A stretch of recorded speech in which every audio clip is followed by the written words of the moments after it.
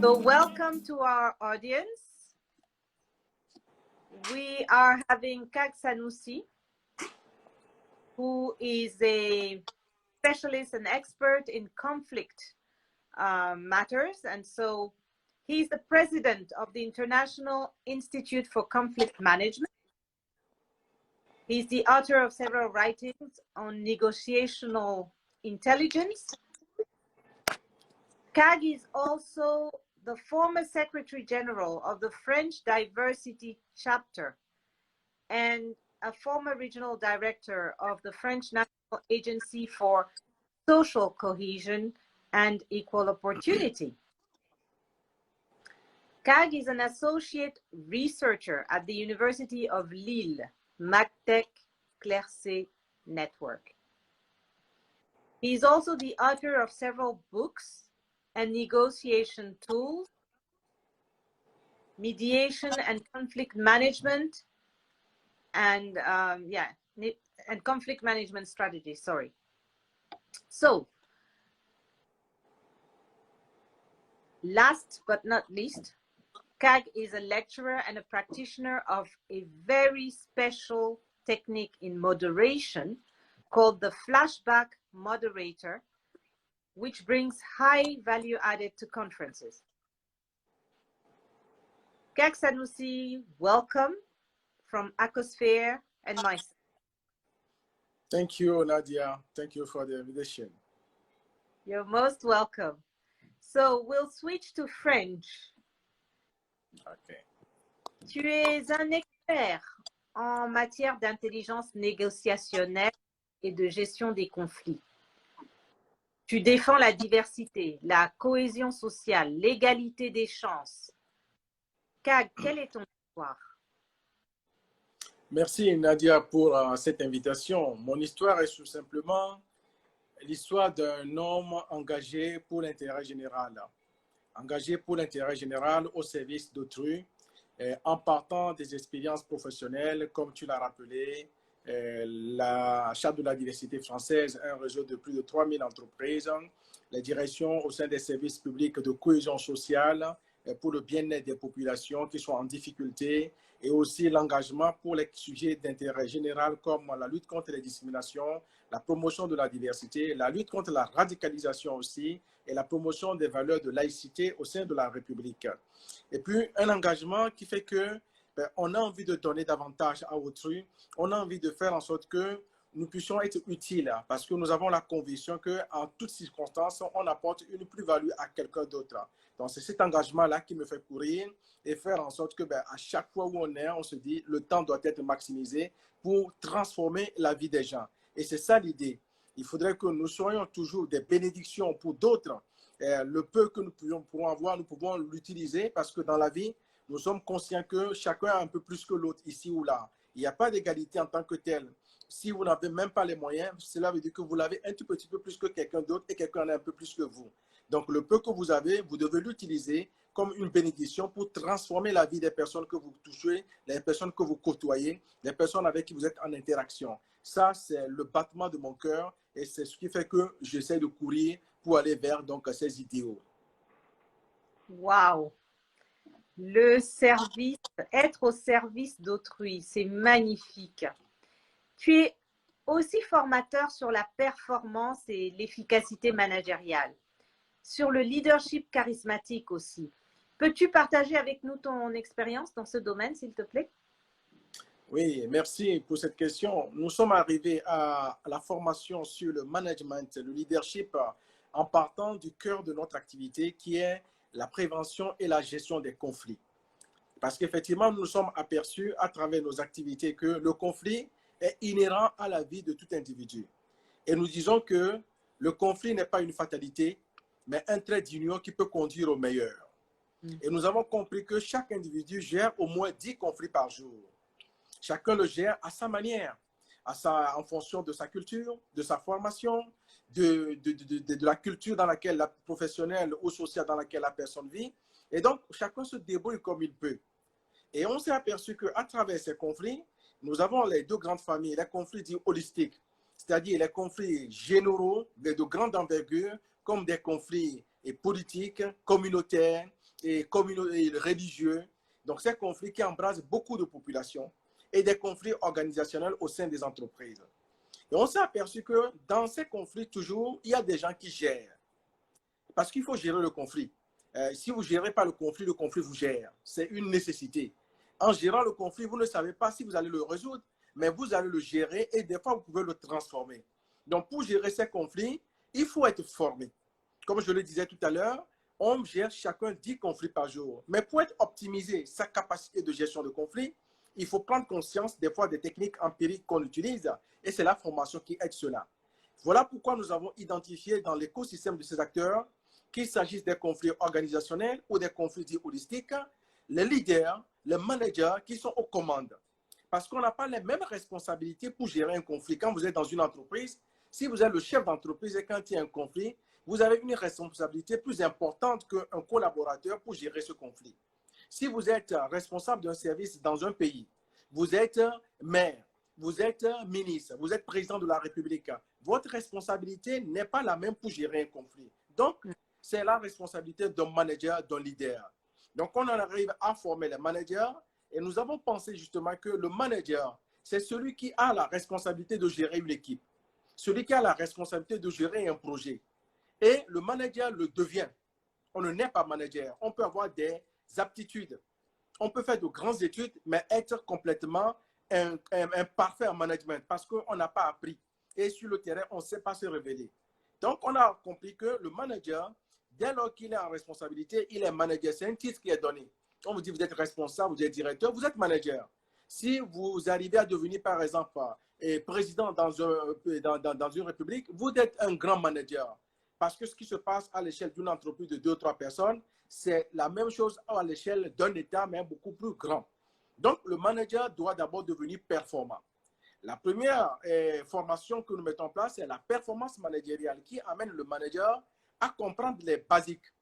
Comment organiser une équipe, comment gérer une équipe, comment planifier, comment déléguer, comment gérer les conflits au quotidien. Donc, ça, c'est, je dirais, les ingrédients basiques pour que quelqu'un qui n'est pas manager au départ, quelqu'un qui n'a pas la solidité nécessaire, puisse avoir les prérequis qu'il faut pour pouvoir conduire son équipe, faire en sorte que la boutique puisse tourner. C'est ça le premier niveau. Faire en sorte que ça marche, qu'on ait les livrables, qu'on puisse se dire qu'on on est au rendez-vous et que tout marche à peu près bien. Et quand ça ne marche pas, on peut avoir recours à d'autres outils de médiation, de négociation pour essayer de faire avancer son équipe. C'est le premier niveau. Mais une fois que vous êtes dans la performance managériale, nous pensons qu'il faut aller à une étape supérieure, celle de l'efficacité managériale. L'efficacité managériale, c'est le niveau où vous avez maîtrisé tout ce qui concerne la performance et vous tutoyez la capacité de transformation d'entraînement. Donc, vous n'êtes plus simplement à la tâche pour dire que je viens le matin, je fais mes activités et puis le soir, je m'en vais, je m'assure que tout marche bien. Non, vous êtes dans une autre dimension. Vous voyez comment vous pouvez transformer la structure. Vous voyez comment vous pouvez contribuer à l'avancement de la structure. Et là, cette formation est en 15 étapes. 15 bonnes étapes qui font que, une fois que vous les avez complètement, je dirais, satisfaites, vous devenez vraiment qu'un manager qui est conscient, qui est instruit de la chose publique, qui est instruit de la chose de l'intérêt général et vous êtes dans une performance. Mais comme nous sommes dans la culture de l'excellence, et nous avons travaillé sur cette partie du leadership managérial. Le leadership managérial, c'est le niveau qui est réservé au top management. C'est le niveau des grands ensembles où, quand vous arrivez à ce niveau, cela suppose que vous avez maîtrisé les basiques de la performance et de l'efficacité managériale. Et là, c'est une autre dimension. Cette formation se fait en 7 étapes. Nous les appelons les 7 dimensions du manager leadership charismatique. Parce qu'à ce niveau, vous travaillez avec des éléments comme la loi de l'honneur, la loi de l'éthique, la loi de l'amour et la loi donc du respect. Donc, vous êtes dans une dimension où vous êtes capable de transformer une structure, vous êtes capable d'insuffler une vision, d'entraîner une grande dynamique pour que la structure puisse évoluer. Et quand vous êtes à ce niveau, vous devez avoir une rectitude aussi morale et éthique parce qu'un leader charismatique, c'est celui qui conduit sa boutique, qui tient dans la tempête, qui sait où il doit aller et comment il doit œuvrer. Cela ne veut pas dire que c'est facile, mais vous devez avoir aussi, quand vous êtes à ce stade-là, l'humilité de dire que vous ne savez pas tout, même à ce niveau. Puisque vous savez, comme dit l'adage, quand vous savez que vous ne savez pas tout, vous savez déjà que vous savez un peu. Mais quand vous pensez que vous savez tout, alors vous êtes sûr que vous ne savez pas grand-chose. Donc, le leader charismatique doit avoir l'humilité pour se dire que, quel que soit mon niveau de compétence, de performance, de connaissance de tel sujet, je ne sais pas tout. Donc, je dois écouter. Et c'est en écoutant, en étant humble, qu'on arrive toujours donc, à transformer, à faire en sorte que les gens puissent adhérer à la dynamique que vous mettez en place. C'est ça les 3 niveaux managériaux, sur lesquels nous intervenons au niveau de notre institut. Waouh, c'est impressionnant parce que là, tu nous as vraiment donné, je dirais, tu as déstructuré toutes les compétences nécessaires et on voit bien que être leader, ça ne s'improvise pas et que ce n'est pas si simple que ça. Il y a des exigences auxquelles il faut répondre. C'est formidable. Merci beaucoup. Merci. Alors, tu es aussi conférencier et auteur de plusieurs ouvrages, CAG. Quand trouves-tu le temps de concilier toutes ces activités? Merci, c'est une très bonne question. En fait, c'est une question d'organisation. Organisation me concernant, c'est en 3 niveaux. J'ai mon activité principale. Je suis responsable d'un service d'État ici en France et je m'occupe de la cohésion sociale. C'est ce que je fais. Donc, je suis à 100% dessus. On travaille, on va, on revient, on a des activités des fois en soirée. Quand vous êtes responsable, vous travaillez également des fois chez vous. Ça, c'est mon activité. Et puis, un deuxième temps, c'est le temps familial.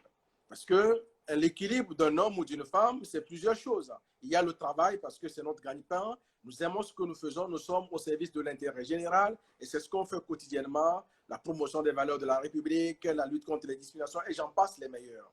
Et la famille, parce que la famille est très importante dans la vie de tout individu. En tout cas, c'est ce que je crois.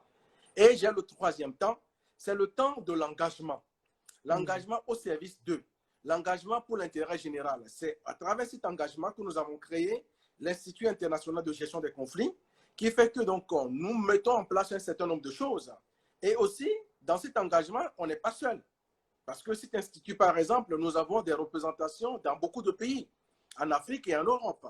C'est une équipe avec beaucoup d'experts, des universitaires, des chefs d'entreprise, des gens de tout domaine. Et donc, c'est comment organiser ça, faire en sorte que chacun puisse jouer sa partition.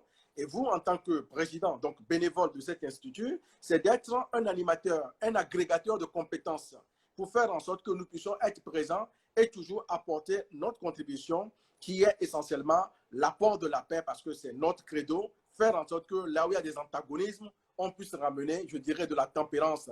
Là où il y a, je dirais, de la haine, qu'on ramène un peu donc de joie et je dirais, des choses ludiques dans la vie des personnes. Et c'est cela, notre challenge quotidiennement. Et il faut réfléchir, il faut travailler. Il faut aussi, comme je le disais, avoir toujours cette humilité. Et quand on va, par exemple, dans un pays, on n'intervient jamais seul. On travaille avec les filles et fils du pays concerné.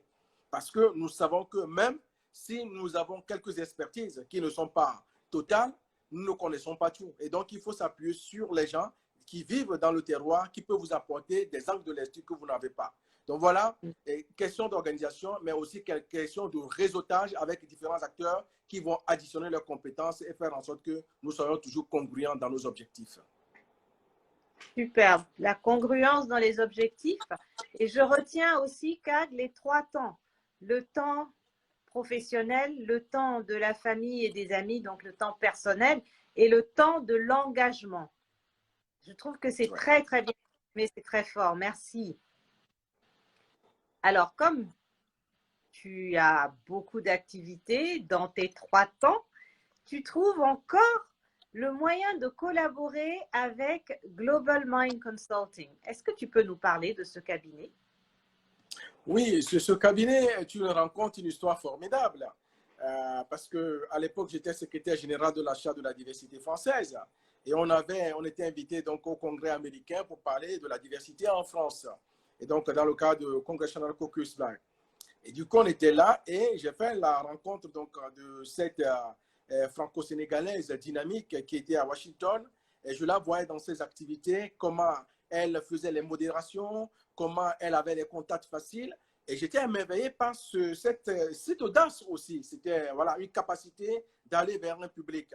Et donc, du coup, la connaissance est faite à Washington et on a sympathisé et j'ai suivi l'activité d'évolution en 10 ans. C'est un cabinet conseil en relations publiques, un cabinet qui est basé en Afrique, mais qui est aussi en France, qui accompagne les entreprises, les grands groupes, les grands comme les petits d'ailleurs, à mettre en valeur leurs projets. Et ce qui m'intéresse dans ce cabinet, c'est que la communication n'est pas de la communication pour la communication, mais la communication est conçue pour un projet.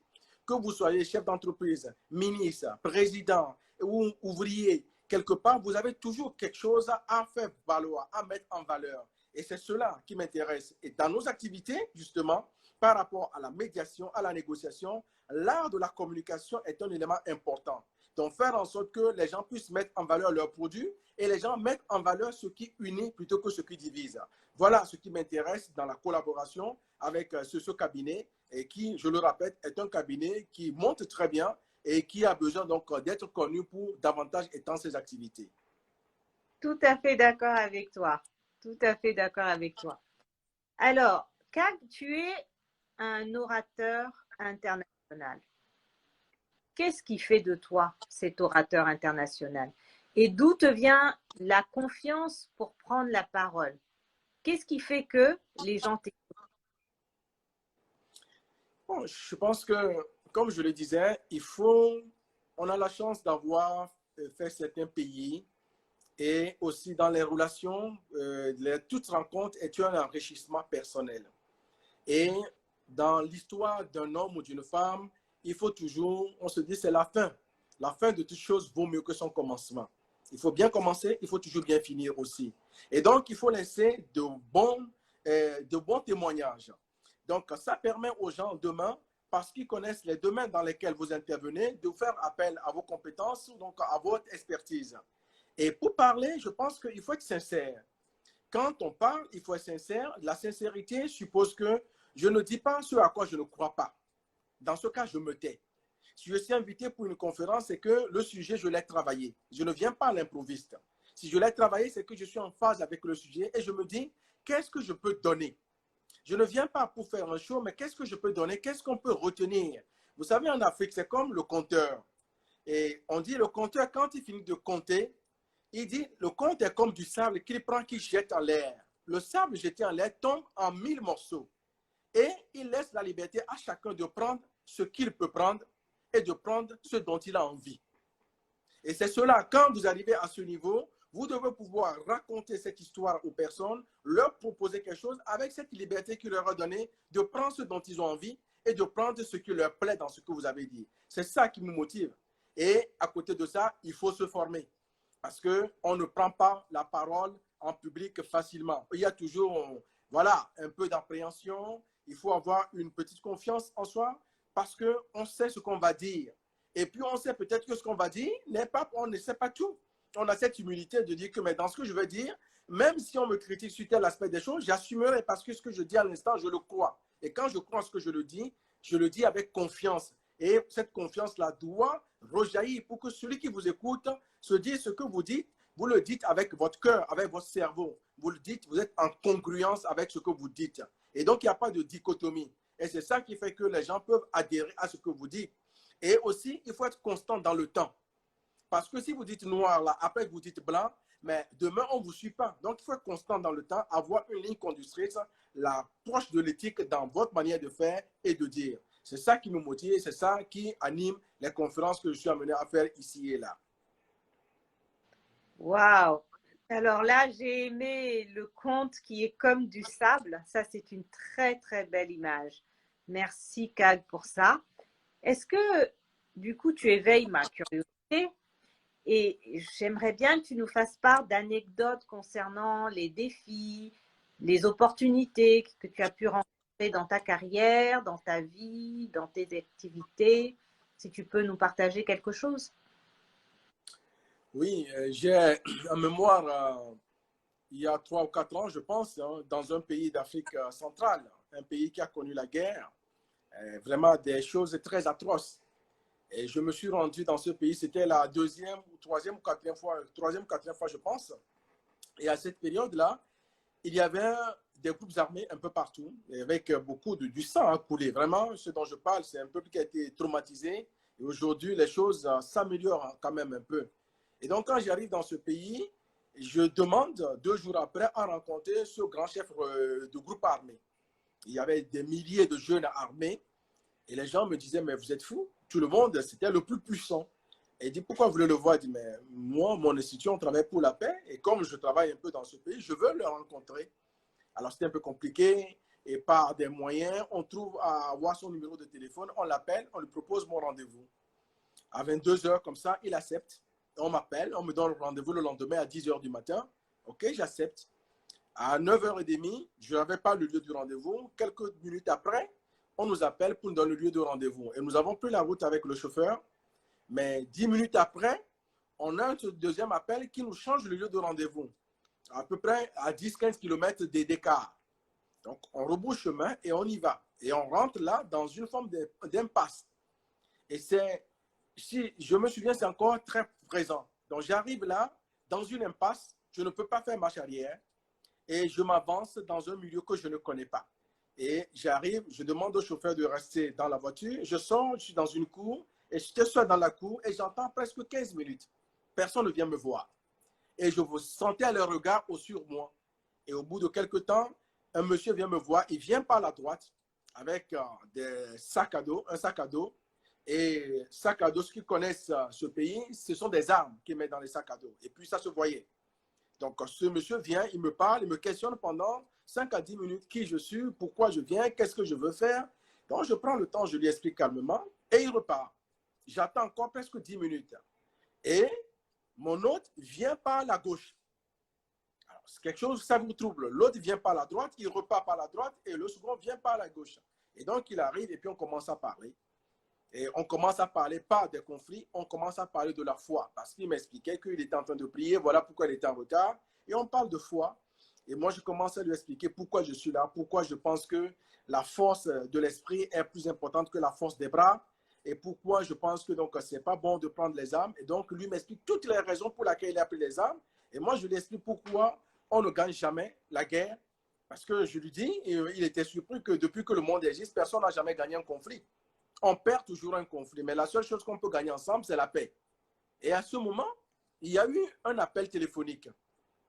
Et une personne m'appelait qui insistait, et je finis par décrocher, et la personne m'informe que, tiens, dans ton pays d'origine, il y a eu quelques troubles politiques la veille. Est-ce que tu es au courant? Je dis non, j'étais dans l'avion et que je ne suis pas encore au courant parce que je n'ai pas suivi.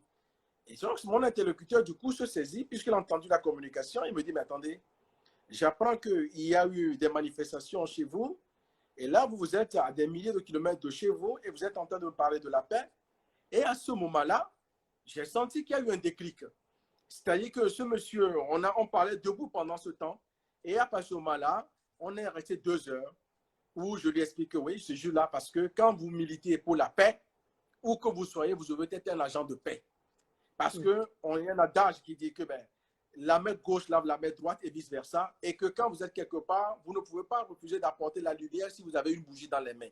Et cet adage-là me marque aujourd'hui parce que cet homme, je ne suis pas sûr qu'on ait apporté grand-chose, mais nous avons essayé de faire ce que nous avons pu, parce qu'il y a 2 instances internationales qui travaillaient.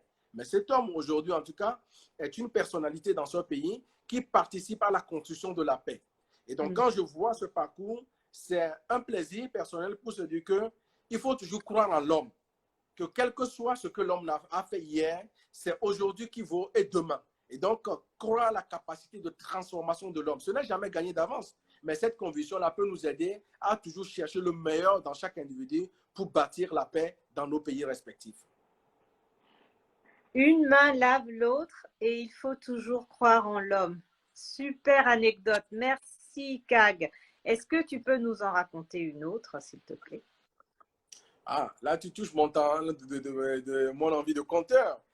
Oui. C'est beaucoup plus fun parce que je donnais un discours au Parlement européen à Strasbourg sur la diversité.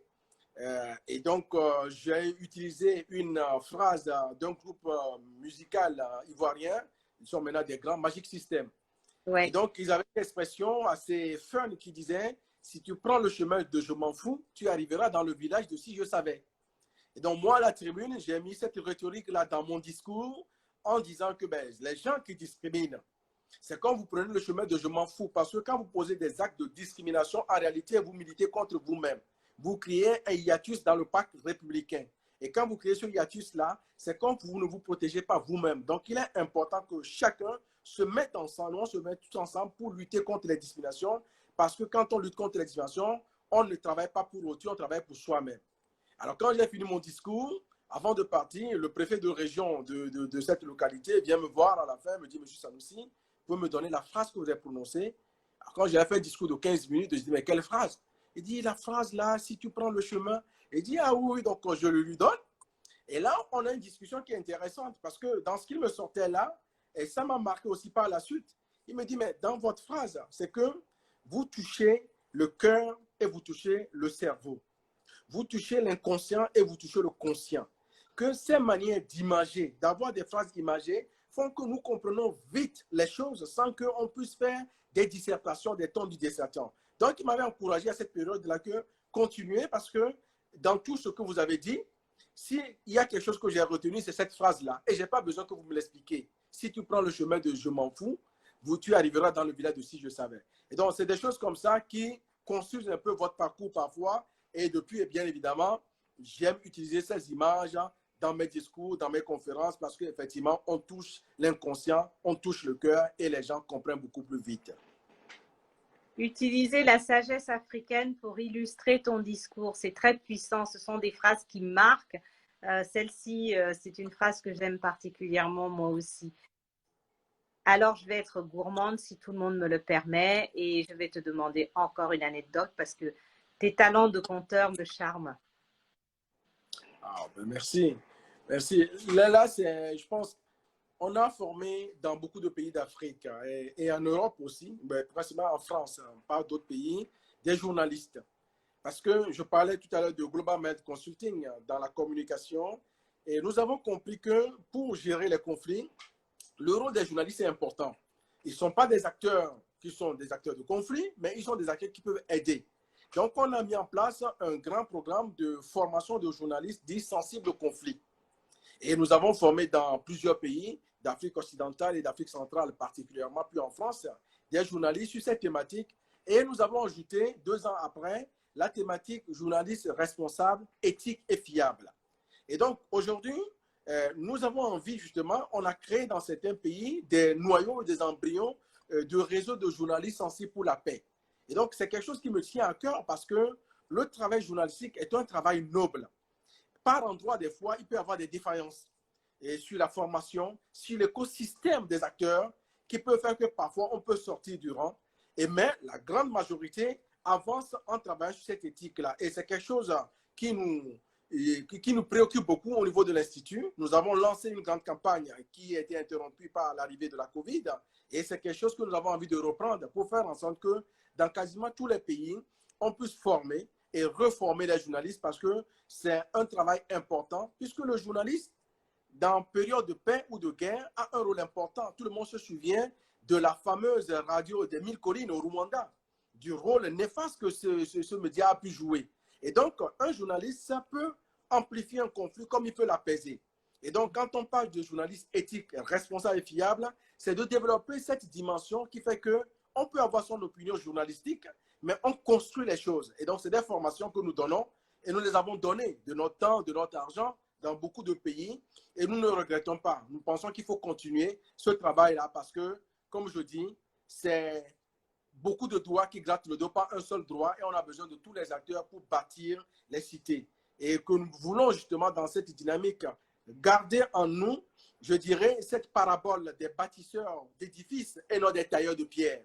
Ne taillons pas des pierres, mais bâtissons des édifices parce qu'on ne regarde pas l'intérêt immédiat, on regarde à l'intérêt d'après, qui sera un intérêt d'envergure et d'intérêt général. Ne soyons pas des tailleurs de pierre, mais bâtissons des édifices. Eh bien, notre audience est internationale. Et compte tenu de tes talents de modérateur, quel conseil peux-tu lui donner en matière de prise de parole, s'il te plaît? Alors, je ne saurais pas donner trop de conseils parce que les gens se révèlent. Mais la seule chose que je peux dire, c'est qu'il faut se former. Tu le fais très bien d'ailleurs, Nadia.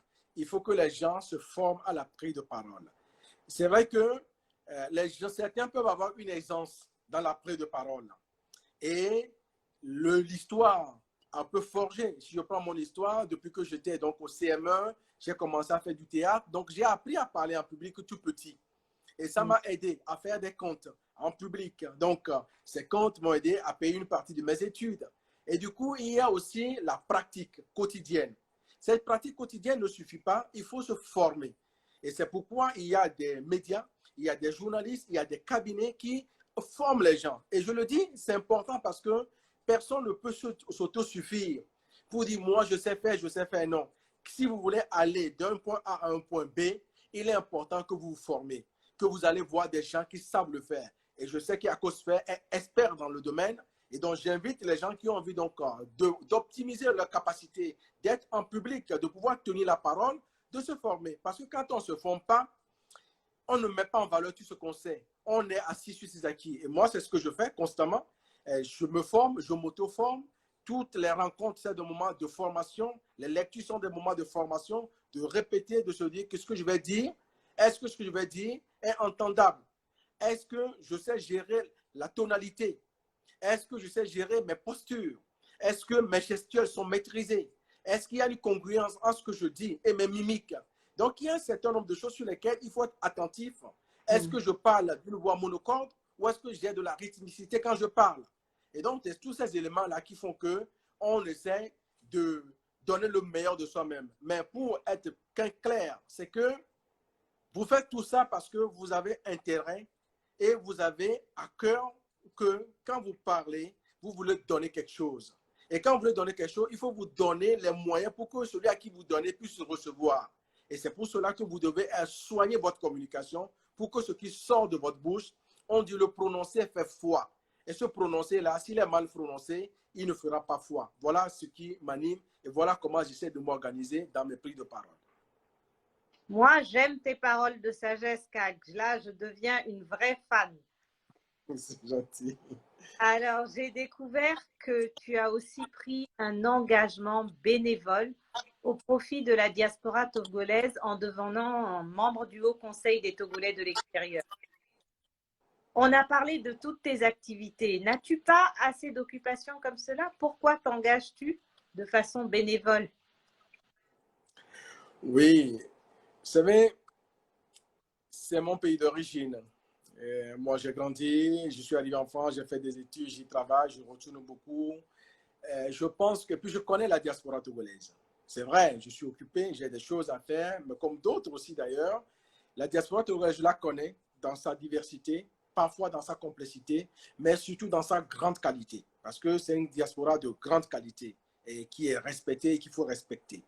Et cet engagement-là, quand il s'est agi de créer le Haut Conseil, j'ai réfléchi parce que ça rejoint notre posture que nous avons créée depuis donc, la fin des années 2010.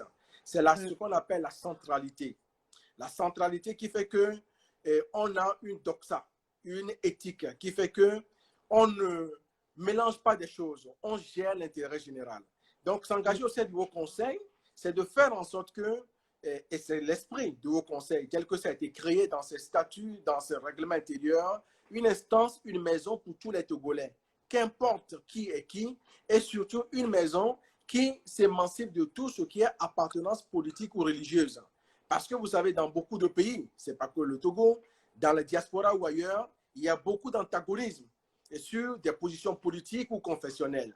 Donc l'idée, c'est de faire en sorte que, quelles que soient les conditions qui ont prévalu de par le passé, l'instance là qui existe aujourd'hui, nous puissions travailler pour faire en sorte que tout Togolais puisse se sentir à l'aise là et que tel que ça a été pensé, nous réussissions. C'est un mandat de 3 ans bénévole.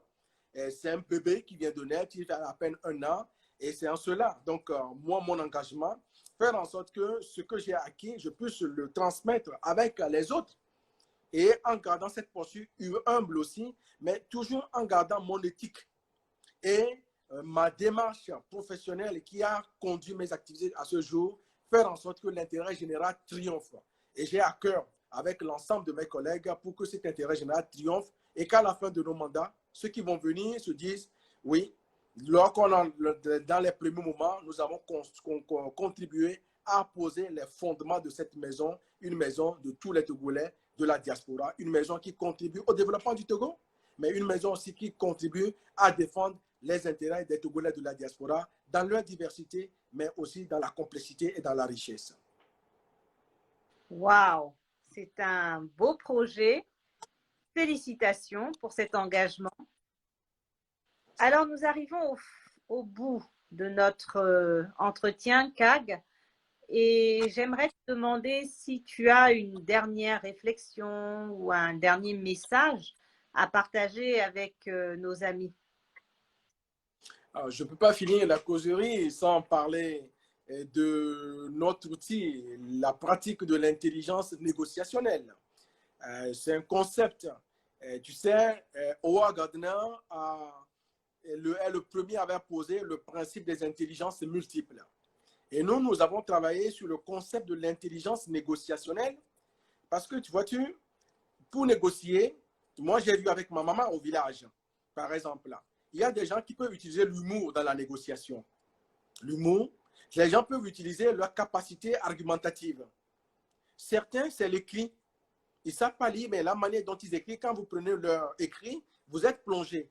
Certains peuvent utiliser la séduction, la manière de s'habiller, la manière de se comporter. Certains peuvent utiliser le réseau. Ils ne savent pas négocier, mais avant d'arriver, ils ont l'intelligence de mobiliser le réseau. Donc, l'intelligence négociationnelle, nous l'avons définie comme étant la capacité donnée à chaque individu à mobiliser une part de ses intelligences multiples et aussi ses aptitudes de négociation, l'humour et le réseau, ainsi de suite. Donc, nous avons établi 10 clés de cette intelligence négociationnelle.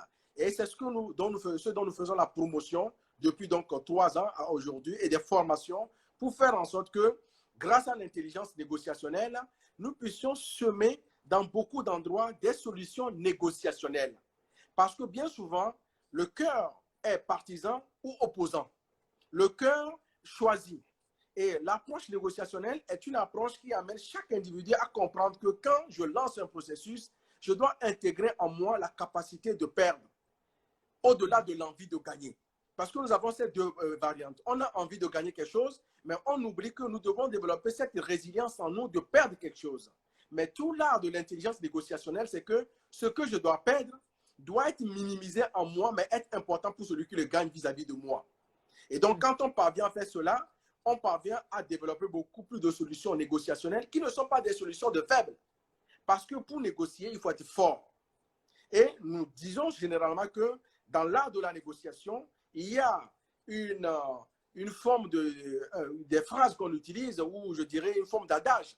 Et que nous disons généralement que dans négocier, celui qui est fort, c'est celui qui, quand il est en mesure de vous donner un coup, arrive à retenir son coup. Là, il est fort. Mais celui qui est faible, quand il veut donner un coup, il donne le coup, il ne sait pas retenir son coup. Donc, quand on a ces images en tête, on se dit que dans tout tas de négociation, il faut de la tempérance.